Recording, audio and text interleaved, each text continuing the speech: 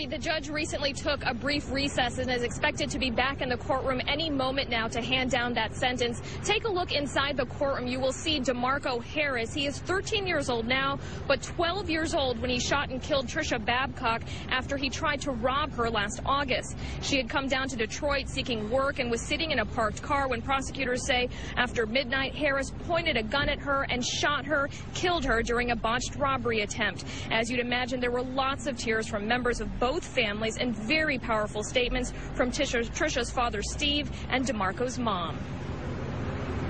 I'm never going to be able to give my daughter away on her wedding day. I'm never going to be able to hold her grandbaby. You took my bloodline. You took my little girl, Trisha. And people mention all the time in this court and the murder trials about a child. What about my child? What about Trisha, who was only 24 years old? That had her whole life ahead of her. That could have been somebody. That wasn't going to be somebody. That was my child. She was only a child. If my son go to jail to 21 or for the rest of his life, I know that will never, ever heal the hurt in your heart, heal the pain. I pray that God give y'all forgiveness for my son and pray that y'all forgive me because I'm the parent. Yeah, his father wasn't always in his life, yeah, financially, but physically, do y'all see him? He's not here. So blame me. Blame me. Blame me. I just wish I could trade seats with him, but I can't.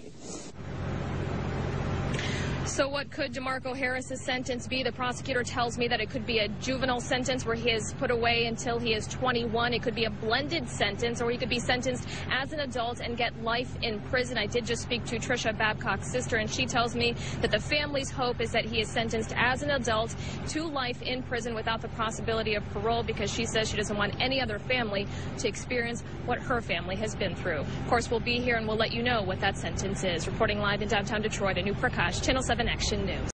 Okay, this is about whether child murderers should get life in prison.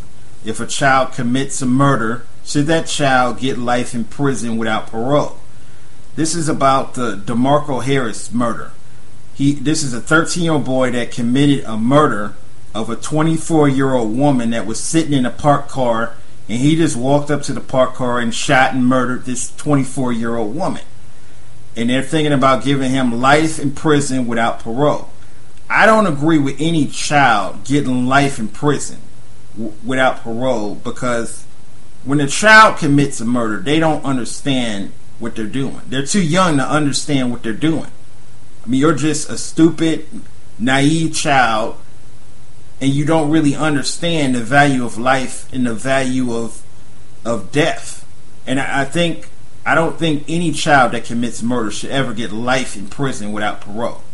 I think this young boy should get some serious prison time. I think he should get at least 10 years in prison, 10 or 15 years in prison. But I don't think he should get life in prison without parole. He definitely should get some prison time to learn the value of respect and the value of life. And I think the reason why there's so many child murderers is because it's bad parenting. I think it's bad parenting. If a really young child commits a murder, commits a brutal murder, I think that's the lack of parenting at home. If you raise a child to be ignorant and be disrespectful, he's gonna grow up to be a menace to society.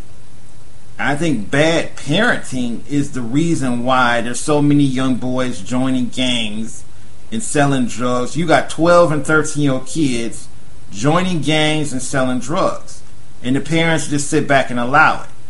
And I think the lack of good parenting is the reason for this.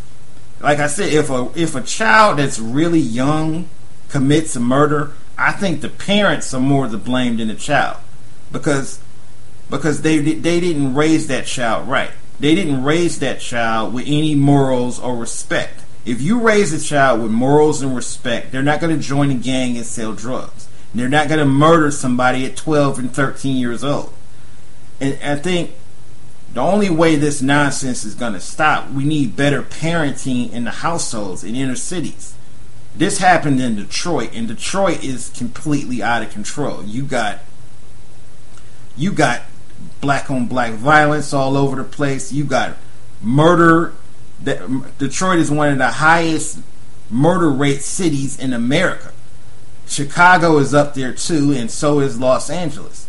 But I think the reason why a lot of these inner cities and these major cities are so bad is because a lot of the parents just don't give a shit. A lot of these parents don't give a shit. A lot of people want to sit back and talk about how bad kids are today, but nobody wants to talk about how bad the parents are. Everybody wants to talk about how bad kids are today, but nobody wants to talk about the parents. And the parents is the bad parenting is the problem.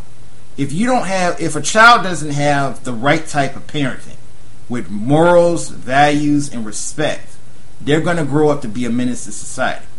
If a child is not raised to respect people and respect themselves, they're going to grow up to be a menace to society. And in this video that I just played, the mother of DeMarco Harris, she even went into the courtroom and said that I'm to blame as a parent for not raising him right. I'm to blame as a parent for not teaching him better. And she basically blamed herself as a parent for the reason that he committed this murder. And I think the parents are more to blame than the child killers, because a lot of these young kids, they don't know anything about life. They don't know anything about anything. The parents are that's why I think the parents are more to blame than the child killers for not raising their kids right and for not teaching their kids better. And I think the only way this nonsense is going to stop, I think we need better parenting in the households in inner cities. We need better father figures in the households to teach these kids the value of respect and the value of life.